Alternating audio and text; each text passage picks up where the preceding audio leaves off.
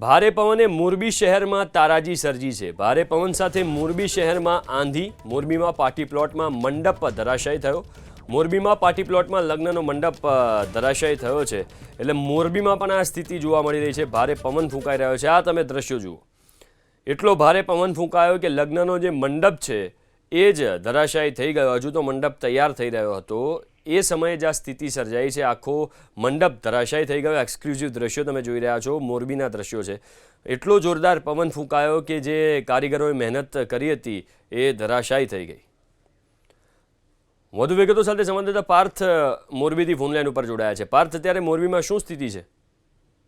મોરબીમાં થોડા સમય પહેલા ભારે પવન ફૂંકાયો હોય અને ભારે પવનના કારણે અનેક જગ્યાએ જે વૃક્ષો છે, સોલાર પેનલો છે, તે તૂટી પડવાના જે બનાવો છે તે સામે આવ્યા હતા। પરંતુ મોરબીનું જે રાજપર રોડ છે ત્યાં એક પાર્ટી પ્લોટ છે। પાર્ટી પ્લોટની અંદર જે લગ્ન માટે જે મંડપ તૈયાર કરવામાં આવેલો હોય છે તે મંડપ આ ભારે પવનના કારણે પત્તાના મહેલની જેમ છે એ ધરાશાયી થયો હતો। જે વિડીયોમાં છે એ જોઈ શકાય છે કે ભારે પવનના કારણે જે લગ્નનો જે મંડપ હતો, મંડપનો જે ગેટ હતો, તે જે તમામ જે મંડપ છે તે પત્તાના મહેલની જેમ આખો વિખેરાઈ અને તૂટી પડ્યો હતો। ભારે પવનના જે દ્રશ્યો છે તે પણ આમાં કેદ થયા છે।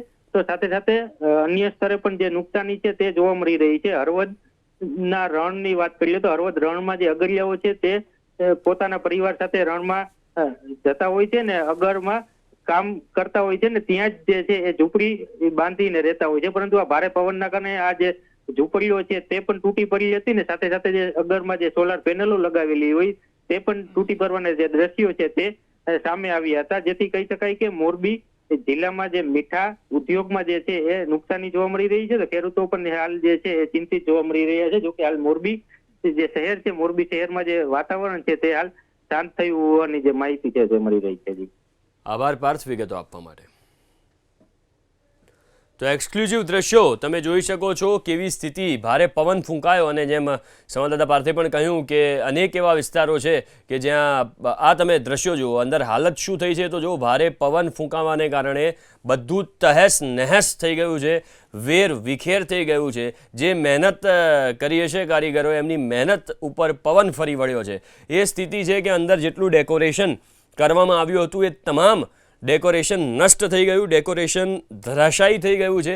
લગ્ન માટે આ મંડપ તૈયાર કરવામાં આવ્યો હતો પણ એ પહેલાં જ ભારે પવન અને વાતાવરણ બદલાતા આ સ્થિતિ સર્જાઈ। બે દ્રશ્યો તમે જોઈ શકો છો, એક એક્સક્લુઝિવ દ્રશ્યો છે બંને, એક બાજુ જ્યારે મંડપ ધરાશાયી થાય છે એ દ્રશ્યો છે અને બીજા દ્રશ્યો મેં આપને બતાવ્યા કે અંદર કેવી સ્થિતિ થઈ હતી। આ તમે જુઓ, ભારે પવન ફૂંકાયો અને આ મોટો મંડપ જે બાંધવામાં આવ્યો હતો એ મંડપ આખો ધરાશાયી થઈ ગયો છે। બીજી બાજુ આ હળવદનું જે રણ છે ત્યાં આ સ્થિતિ સર્જાઈ છે। જે ઝૂંપડા છે એ ઉડી ગયા છે, સોલાર પેનલ બનાવવામાં આવી હતી એ તૂટી ગઈ છે, અગરિયાઓને નુકસાન થયું છે। સોલાર પેનલ જે મૂકવામાં આવી છે એની હાલત તમે જુઓ, ભારે પવન ફૂંકાયો અને એના કારણે કેટલીક સોલાર પેનલને નુકસાન પણ થયું છે।